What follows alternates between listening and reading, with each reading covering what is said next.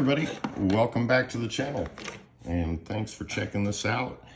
Sorry about the delay on videos lately. I have life, right?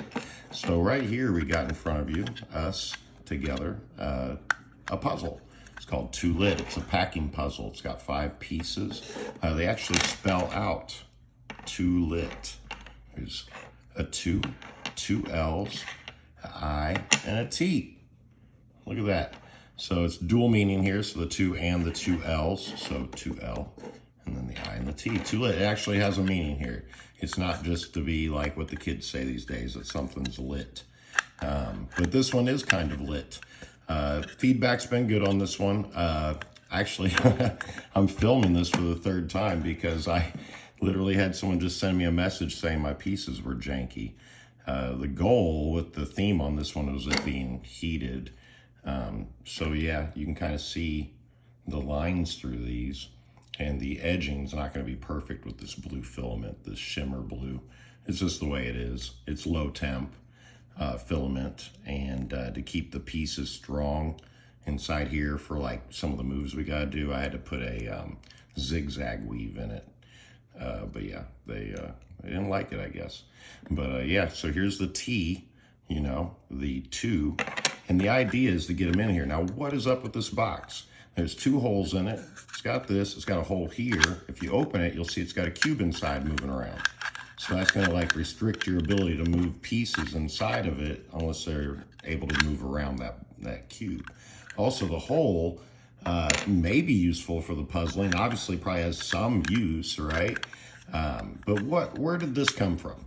So this design is based on the box from the 5L box.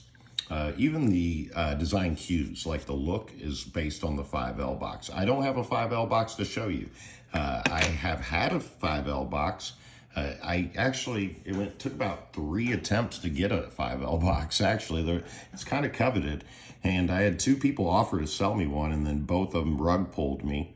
And then I had someone that really didn't want to sell me theirs, and I just kept asking and pushing. And finally, I made some ridiculous deal with them. But then they shipped it to me in the solved position. And so, I shook out a few pieces without looking, and then there was still some inside. And to get them out, I had to kind of unsolve the puzzle. So that kind of ruined it for me. So I got it onto someone else that wanted it, But it inspired me to do something similar with a moving voxel, moving piece.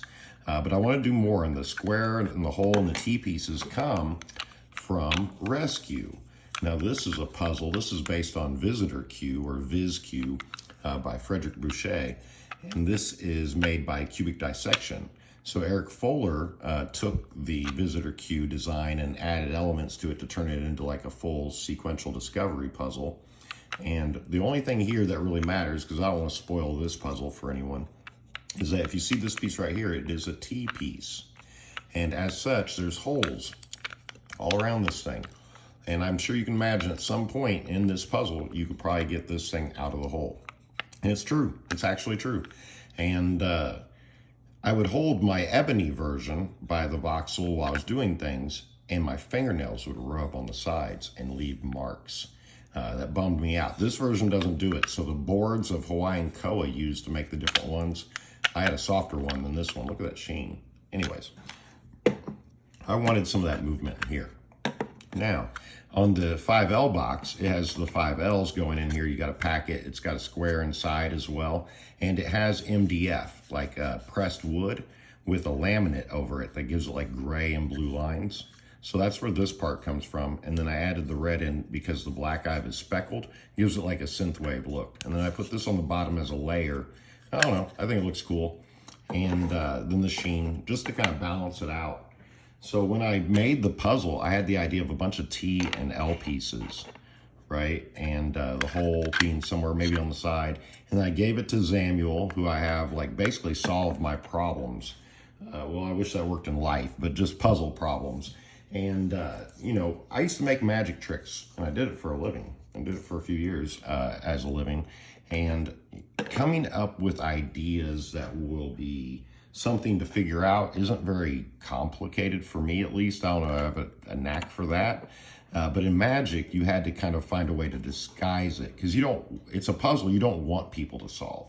Whereas with puzzles, you want people to try to solve them. As a matter of fact, my first few were probably kind of less approachable because of that, because I was just trying to, like, make it impossible or whatever. Something that could be solved, but you probably won't.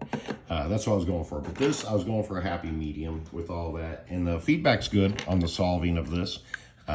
I'm pleased with it. The way it went down was I designed it all, gave it over to Samuel. He ran the numbers on it, and it didn't work the way I had designed it. It was the idea, was there, but the pieces weren't exact. So he started changing the pieces up until we found a limited number of assemblies, ways these things could form the shape inside.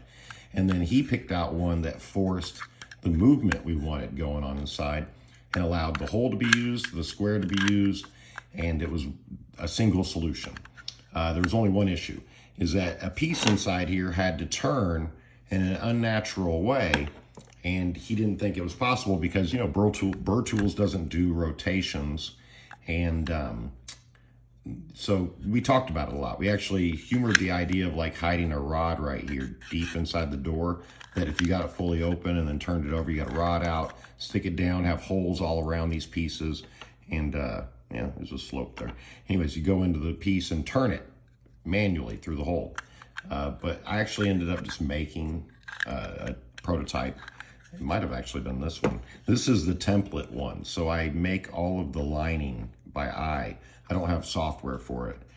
Mine doesn't support that. But I stop it and switch the filament at the exact times to balance it out by eye. And I'll use this at times to make sure it all lines up. And then rather than keeping the last one I made and doing the line, that would constantly stagger these. So I compare them all to this copy. And I know this copy is this copy because it has bigger, the letters are at an angle. And this thing here, big holes. As a matter of fact, here, I'll show you another one. This is the one I give people. This is the one that's out there. And also you can see that the waves are different on the gyroid pattern. I moved them up at like steam. There's another version out there that no one's seen. Well, some people have seen it, but it'll eventually get shown where there's like red imbued into this clear, patchy, and it's made to look like it's been heating up. So anyways, let's get into the solve. I've been talking for 7.5 minutes about nothing, but how does this thing work? So, I mean, you could look at it and try to find assemblies that go over this gap, right? So you can just close it. There are 3, 7, 11, 14, 16 voxels here. And this is a 9 by 2 inside space.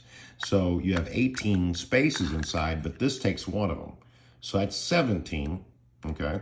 So that means there's one empty space in here, and that's obviously just enough to get this thing to close, all right? So there's clues in that. But I will show you the solve here. I couldn't go through the whole process of figuring it out because I never actually had to solve this thing. But I do enjoy doing the solve. There's some, I did figure out the dexterity bit. Now, that's what I didn't touch on. When I made the prototype, I figured out how to do the rotation without tools or anything else. And it pleased me because the methodology for that brought back the rescue element that I was looking for.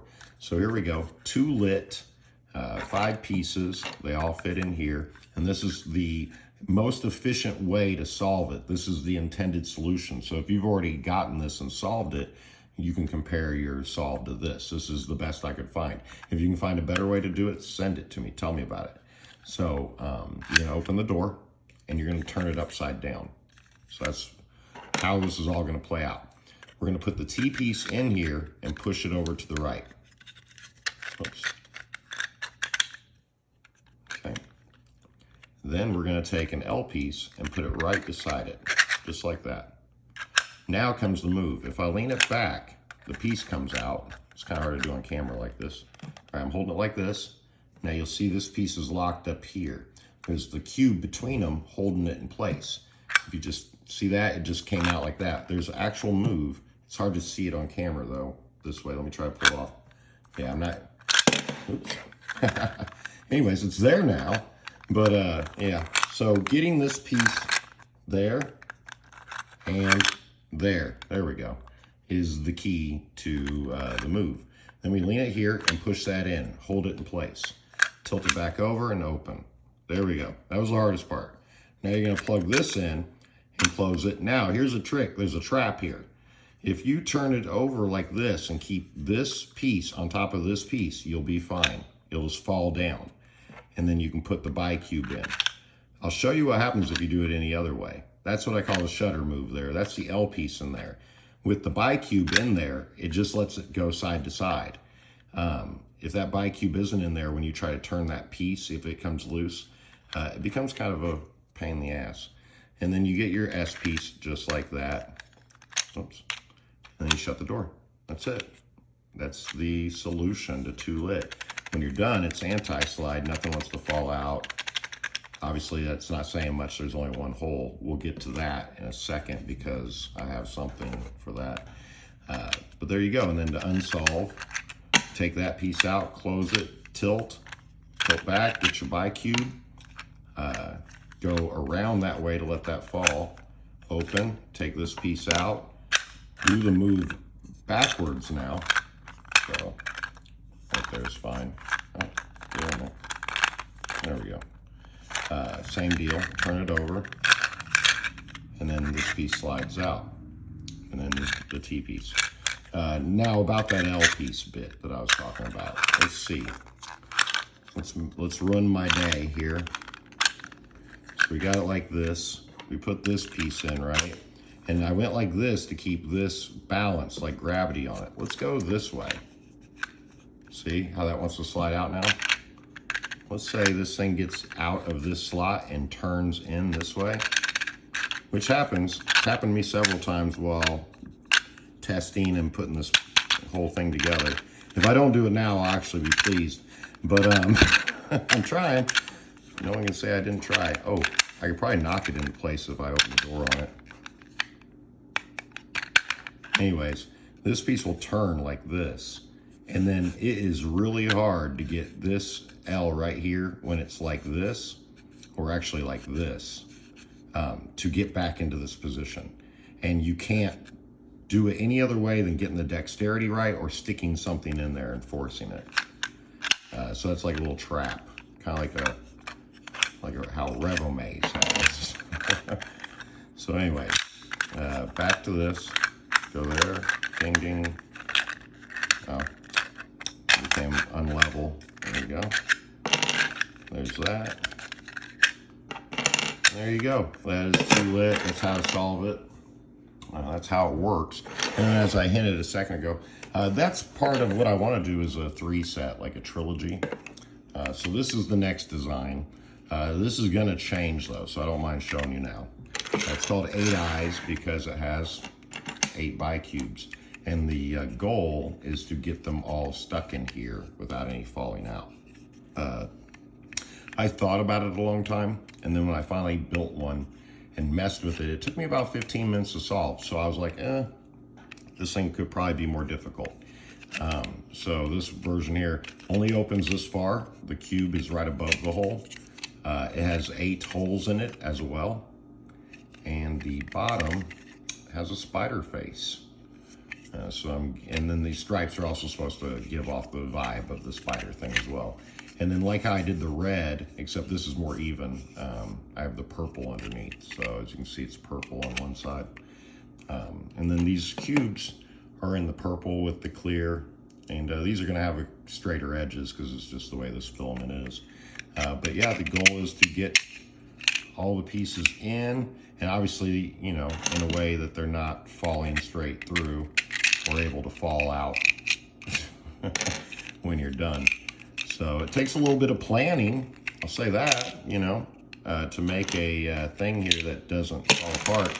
But yeah, I'm working on some ideas here to make it a little more difficult, and maybe like a trick to it or an aha, you know, generate one of those. Because right now it's pretty logical and straightforward. So there you go, guys. 2-lit, 8 eyes. I don't know what comes after, but these are the things. And then this is out there. I think there's one copy of this left on my site, of this copy is quality. I made a Bob Marley version that's like red, yellow, and green, and has like weed leaves here instead, just to go off the 2-lit, you know, like they're 2-lit, get it? But anyways, you know me, I love themes. So there you go, guys. Check it out. And I will be making another video soon. I hope to get the Slam car video up. My editing software, I made that one to be edited. So it's got a lot of stuff in where I just stop talking and things like that. So it's not gonna fly, just uploaded straight. So I gotta figure out what's going on with it. I might have to re-upload the files onto the computer again, maybe. That'll help. And then I want to do a video on packing puzzles, because I still have a nice eclectic group over there to show y'all. Maybe finally memorize this enough to be able to do a video of it. And then I will be showing off, ooh, let me flex a little bit. Look at this bad boy. Yeah, I'm gonna do a video on this one too. This is the SDCB, I think. Yeah. Sequential Discovery Cube Box by Juno Yananos. So there you go. This is Fijian Mahogany. So this is a sequential discovery puzzle. This is actually made by the guy that made the puzzle I did a video on before that had wood like this, and it was like multiple steps, that big burr, that 6-piece thing that had like boxes and stuff. Check it out. It's called SDBBM on my channel. And this one is then a follow-up kind of, except it's the same type of thing in a cube format instead of a burr. And you guys know I love cubes, so I definitely had to not let this one pass me by. So there you guys go. Have a great weekend, and thanks for checking out my puzzles. Thanks.